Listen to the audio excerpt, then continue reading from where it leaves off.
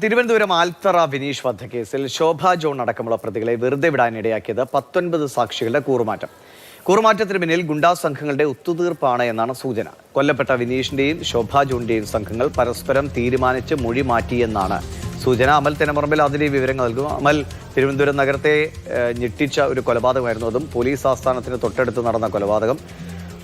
ഈ ഗുണ്ടാ സംഘങ്ങളുടെ ഒരു തീരുമാനപ്രകാരമുള്ള കൂറുമാറ്റമാണോ ഇതിപ്പോൾ? ദിവിഷ, തലസ്ഥാന നഗരത്തിൽ ഗുണ്ടകൾ അഴിഞ്ഞാടിയിരുന്ന കാലം 2009 ജൂൺ മാസം 1-ാം തീയതി പട്ടാപ്പകൽ 11 മണിക്ക് കേരളത്തിലെ പോലീസ് ആസ്ഥാനത്തിന് തൊട്ടടുത്ത് ആൽത്തറ ജംഗ്ഷനിലാണ് വിനീഷിന്റെ ചോര വീണത്. ആ കേസുമായി ബന്ധപ്പെട്ട കേസിലാണ് പ്രതികളെ എല്ലാവരെയും വെറുതെ വിട്ടുകൊണ്ടുള്ള ഒരു തീരുമാനം കോടതിയുടെ ഭാഗത്തു നിന്നും ഉണ്ടാകുന്നത്. ഇതിൽ പ്രതികൾക്ക് വിനീഷിന്റെ കൊലപാതകത്തിലുള്ള പങ്ക് തെളിയിക്കാൻ കഴിയില്ല എന്നുള്ളതാണ് കോടതി ഉത്തരവിൽ പറയുന്നത്. കേരളത്തിലെ ആദ്യത്തെ വനിതാ ഗുണ്ടയായ ശോഭ ജോൺ അടക്കമുള്ള പ്രതികളെയാണ് കൂട്ടക്കൂറുമാറ്റത്തെ തുടർന്ന് കോടതിക്ക് വെറുതെ വിടേണ്ടി വന്നത്.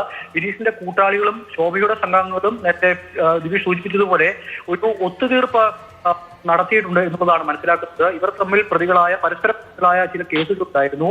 ആ കേസിന്റെ ഒത്തുതീർപ്പുമായി ബന്ധപ്പെട്ടാണ് ഈ മൊഴിമാറ്റം ഉണ്ടായത്. കൃത്യമായ തെളിവുകൾ കോടതിയിൽ ഹാജരാക്കാൻ കഴിയാത്തതിനെ തുടർന്ന് പട്ടാപ്പകൽ കൊലപാതകത്തിൽ പ്രതികളെ എല്ലാവരെയും വെറുതെ വിടേണ്ടി വന്നിരിക്കുന്നു. ശരി, അമൽ തെനമറമ്പിലാണ് വിവരങ്ങൾ നൽകുന്നത്.